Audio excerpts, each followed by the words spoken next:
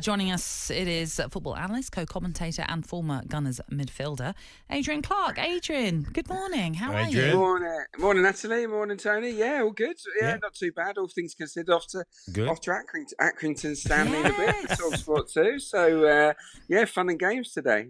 Yeah, we'll talk about that one in a moment. But I was going to ask you, Adrian, because, I mean, there was fine lines in the game last night. I thought Arsenal first half looked the better side.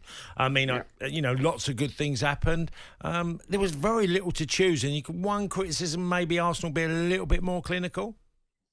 I think so. Yeah, I agree. I think up until half-time, Arsenal, and let's face it was quite a depleted Arsenal side, were shading it, in my opinion. I think they played with confidence, knocked the ball around.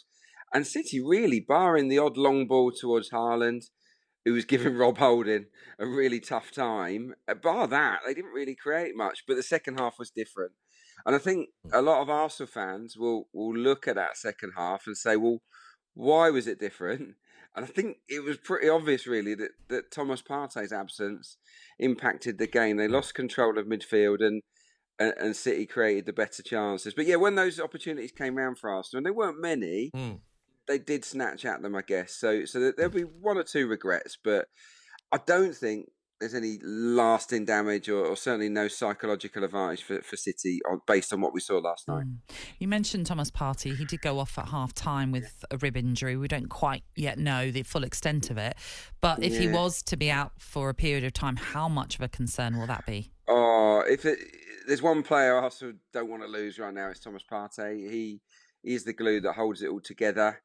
I think he's arguably the best in his position in the country right now. So it would be a hammer blow, I've got to say, and that is why. And I'm sure that might be your follow-up question. That is why they're in the market for another central midfielder, because he's so dominant. The issue is, I think he's quite a unique player in terms of his stature and the way that he plays on and off the ball. He's a very hard player to replace, even if Arsenal were to spend a lot of money. So look, let's hope that rib injury isn't too serious. They can be really sore rib injuries for a day or two, and then you're okay. And hopefully that's the case.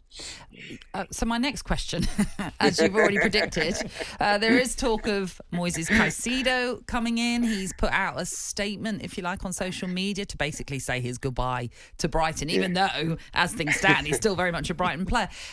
Okay, you say that Partey is unique and perhaps he's the best player in this position, but what about Caicedo? Do you think he is the kind of player that Arsenal should be moving for?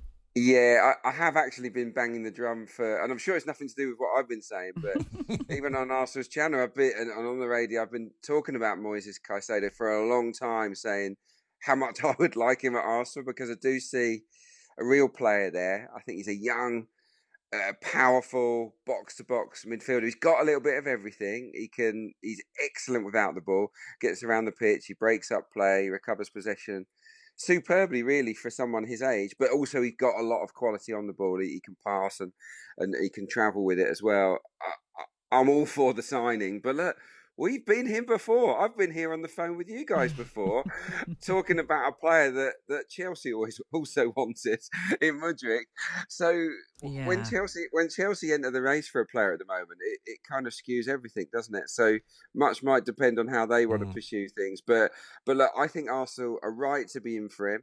And I do think that he's worth quite a bit of money, actually, because of the potential that he brings. And obviously what happened last night with his social media post does indicate that he's willing to push and force this move. So Arsenal need someone like him. And personally, I absolutely hope they land him. Yeah, and when you look at the midfield and you look at Xhaka and you look at Partey and Odegaard, and he can certainly come in for... Certainly the two defensive-minded ones. Mind you, Xhaka's been playing way more offensive, hasn't he? But it's I think it allows Arsenal to go quite defensive at times if need be. Yeah, look, and as the running comes in, as matches get a bit tighter, and they need more options. And at the moment in central midfield, McElhenney's out long-term. Samuel Lokonga is struggling for form and confidence. And that's kind of it, really, in terms of central midfield options behind Partey and Xhaka. So they really do need somebody, and Caicedo is someone that will be good enough to start. You find it hard to displace either of those two guys at the moment, but with how many games left? 18 games left, 19 games left for Arsenal. They're going to need as many bodies as they can get. This window for Arsenal was all about beefing up the squad for the remainder of the season and probably for a Champions League campaign next season. Arsenal are going to need a lot more high-class players. Trossard ticks so many boxes. I think Kivior, the young defender they've brought in, ticks that centre-half box as good cover for Gabriel. And Caicedo will absolutely challenge people like Partey and Xhaka for a starting berth. So, all the decisions Arsenal are making in the market do make sense to me at the moment, and I think they do to the Gunners fans as well.